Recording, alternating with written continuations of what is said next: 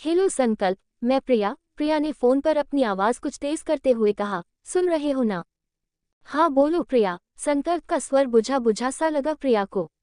कुछ विचलित हो गई वो। अपने स्वर को कुछ संयमित करते हुए उसने कहा, संकल्प, मैं तुम्हें बताना भूल ही गई थी कि आज माँ का जन्मदिन है। अच्छा, सुनो, मैं माँ के लिए एक साड़ी लेकर दफ्तर से सीधे वहीं चली जाऊंगी। तुम भी ऑफिस से वहीं आ जाना कुछ देर के लिए। माँ को अच्छा लगेगा, ठीक है ना? संकल्प ने कोई जवाब नहीं दिया। हेलो संकल्प, सुन रहे हो ना? हाँ प्रिया, बोलती जाओ। मैं सोच रही थी आज रात माँ के पास ही रह जाऊं। जब पापा थे तब कितने उत्साह से माँ का जन्मदिन मनाते थे। आज वो बेहद अकेलापन महसूस करेगी। ठीक है ना संकल्प, मैं चली जाऊं ना? जैसा ठीक समझो करो प्रिया। संकल्प की आवाज में एक खींच का आभास हुआ। सहम सी गई प्रिया। शायद बुरा लग रहा है संकल्प को, पर माँ के दर्द को नजरअंदाज करना प्रिया के लिए संभव नहीं था। निवेदन भरे स्वर में पूछ बैठी, संकल्प, मैं माँ के लिए एक साड़ी खरीद लूँ ना? खरीद लो, कहते हुए फोन रख दिया संकल्प ने। प्रिया को महसूस हुआ जैसे फोन रखा नहीं बल्कि पटका गया हो। प्रिया के हृदय को धक्का सा लगा। जी तो चाह रहा था कि एक बार फिर से फोन करके संकल्प की सही मनोस्थिति का अंदाजा लगाए, पर हिम्मत ही नहीं हो रही थी। माँ के मामले में संकल्प के बेरुखीपन को वो बर्दाश्त नहीं कर सकेगी। 15 दिनों के दौरे के बाद आज सुबह ही तो लौटा है संकल्प। पर सुबह कितना खुश था वो। दरवाज़ा खोलते ही प्रिया की गोद में उठा लिया था। बहुत हल्की लग रही हो जानेमन, मेरी याद में दुबली ही गई हो क्या? छोड़ो मुझे, कुमुद देख लेगी। देखने दो, पत्नी हो मेरी। शर्म नहीं आती छोटी बहन के सामने? शर्माऊंगा तो भूखे मर जाऊं ना डार्लिंग। प्रिया को नीचे उतारते हुए संकल्प ने शरारत भरे मूड में कहा, आज तुम बिल्कुल लड्डू जैसी लग रही हो। दूर रहना वरना खा जाऊंगा। तभी कुमुद के आने की आहट हुई और प्रिया दूर खिसक गई। भैया, दिल्ली से मेरे लिए ड्रेस लाए? कुमुद ने पूछा और प्रिया रसोई की ओर चली गई। फोन पर बात करते हुए सुबह की शरारत और उल्लास का अंश मात्र भी नहीं था संकल्प के स्वर में। प्रिया को लगा वो अपने आंसुओं को बहने से रोक नहीं पाएगी, इसीलिए उठकर तेजी में बाथरूम की ओर दौड़ पड़ी। वहां दीवार से सिर टिकाकर सिसक पड़ी वो। कितना प्यार करती है वो संकल्प को। पिछले 15 दिनों तक संकल्प की याद में कितना तड़पती रही है वो। और एक संकल्प है कि इतनी निष्ठुरता से जवाब दे रहा था। माँ क्या संकल्प के लिए कुछ भी नहीं। जब भी संकल्प की माँ आती है, प्रिया जी जान से उनकी सेवा करती है। कभी शिकायत का कोई मौका नहीं देती। संकल्प को भी तो माँ की भावनाओं को समझना चाहिए। फोन पटकने के पहले एक बार भी यह ख्याल नहीं आया उसे कि पिताजी की गए अभी साल भर भी तो नहीं हुआ है। माँ कितना तन्हा महसूस कर रही होंगी। संकल्प के अप्रत्याशित व्यवहार को याद कर प्रिया की सिसकी कुछ ज्यादा ही तेज हो गई। अचानक किसी के कंधे पर हाथ रखने से प्रिया ने पलटकर देखा। पूर्णिमा थी। आज माँ का जन्मदिन है पूर्णिमा। तुझे तो पता है कि पापा माँ का जन्मदिन कितने धूमधाम से मनाते थे। लेकिन आज पापा नहीं है। माँ बहुत रोएंगी। मैं सोच रही थी आज दफ्तर से सीधे माँ के पास चली जाऊं। आज वहीं रहूं। संकल्प से इजाजत लेने के लिए फोन किया तो उसने ठीक से जवाब ही नहीं दिया। संकल्प गया। हाँ, आज सवेरे, आंसू पोंछते हुए प्रिया ने कहा। बुद्ध कहीं की पगली, क्या तू पुरुषों की आकांक्षा नहीं समझती? आज संकल्प 15 दिनों के बाद दौरे से लौटा है और तू रात माँ के साथ बिताना चाहती है। पूर्णिमा, मैं भी संकल्प के लिए बहुत तड़पी हूँ, पर आज के दिन माँ को अकेले छोड़ना क्या ठीक होगा? प्रिया, तू यही गलती कर रही है। अब माँ तुम्हारी जिम्मेदारी नहीं है। अब तुम संकल्प की पत्नी हो। बेटी बने रहने के अपने दायरे से बाहर निकलो। शादी के बाद लड़की का घर उसके पति का घर होता है। मैंने कई बार महसूस किया है कि पापा की मृत्यु के बाद तुम माँ के लिए कुछ ज्यादा ही परेशान रहने लगी हो। माँ के लिए तुम्हारे इस तरह चिंतित रहने से संकल्प स्वयं को उपेक्षित सा महसूस करेगा। समझने की कोशिश करो प्रिया, ये पति भी बच्चे से कम नहीं होते। प्रिया कुछ न कह सकी। सच ही तो कह रही थी पूर्णिमा, पर माँ की इकलौती बेटी होने के कारण माँ के लिए उसका चिंतित रहना स्वाभाविक भी तो है। पापा के बाद से माँ न अपने खाने पीने का ध्यान रखती है, न स्वास्थ्य का। दिन भर में जैसे तैसे एक बार पकाती है, खाती है बस। संकल्प प्रिया की व्यथा को समझता है। कई बार उसने प्रिया से कहा भी है कि माँ को अपने पास रख ले, पर माँ माने तब ना। बेटी के घर खाना पीना उनकी नज़रों में पाप है। पर आज माँ के लिए संकल्प के शब्दों में कोई सहानुभूति तक नजर नहीं आई। प्यार तो दूर की बात है। शायद पूर्णिमा ठीक ही कह रही थी। संकल्प इन 15 दिनों की दूरी को आज समाप्त कर देना चाहता है। उनकी शादी को 2 साल ही तो हुए हैं। इन 2 सालों में पहली बार दोनों एक दूसरे से दूर रहे थे। प्रिया भी संकल्प के बगैर उदास रहती थी। किसी भी काम में उसका मन नहीं लगता था। प्रिया को संकल्प के लिए वियोगग्रस्त देखकर चुलबुली कुमुद छेड़खानी कर बैठती। भाभी, भैया नहीं है तो उसकी सजा क्या मुझ गरीब को दोगी? तुम्हारी तो भूख मारी गई है, पर मेरा क्या होगा? मेरे पेट में तो चूहे कूद रहे हैं। प्रिया बेमन से खाना बनाने को उठने लगी तो कुमुद उसे सोफे पर बिठाते हुए बड़ी गंभीरता से बोली थी, भाभी, तुम्हारी हालत देखकर मुझे तो भैया पर गुस्सा आ रहा है, जो तुम्हें बिरह की आग में झोंक कर चले गए। तुम बैठो, खाना मैं पकाती हूँ। प्रिया का हृदय भर आया था।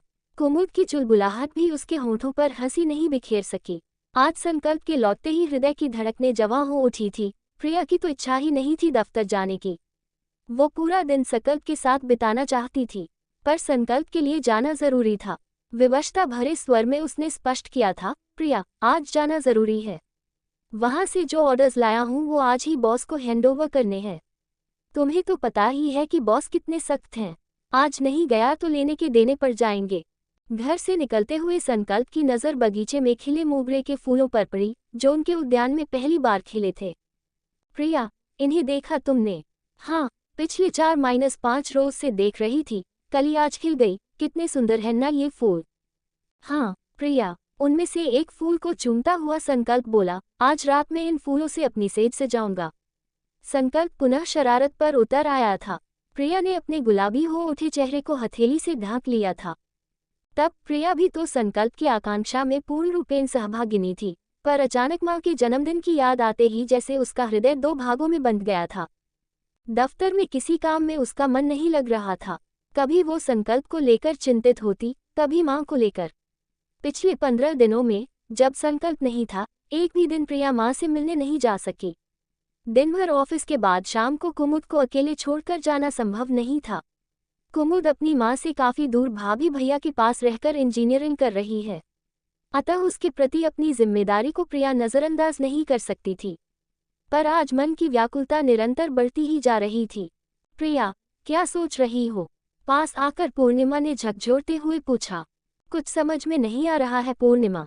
एक तरफ संकल्प की आकांक्षा और दूसरी तरफ मां का अकेलापन। निर्णय तुम्हें ही लेना होगा। मुझे जो समझाना था समझा दिया। सोचती हूँ आज माँ के पास न जाऊं। संकल्प को हट करना ठीक नहीं होगा।